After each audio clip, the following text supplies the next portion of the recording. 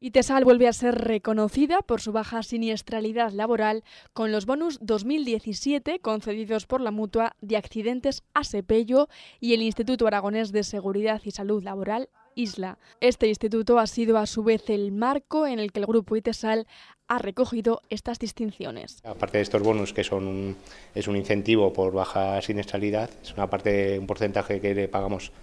de las cuotas de las mutuas, que nos revierten o que nos devuelven por no tener accidentes y no causarles problemas. Además vamos a recibir pues un premio de finalista a las buenas prácticas de Asepello y bueno, una mención también por presentarnos con otra de las empresas. Unos reconocimientos que no son fortuitos, ya que esta empresa zaragozana de aluminio lleva implementando desde hace muchos años estrategias y herramientas que han ayudado a tener 0 accidentes laborales en la compañía. Lo que haces es sembrar, ¿no?, en cuanto a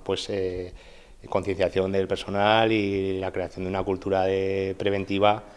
a todos los niveles de la empresa, sobre todo a nivel de trabajadores, pero también al nivel de directivos, pues en cuanto a inversiones, en cuanto a aportación de un capital que es necesario muchas veces pues para implantar una serie de medidas preventivas que son las que hacen que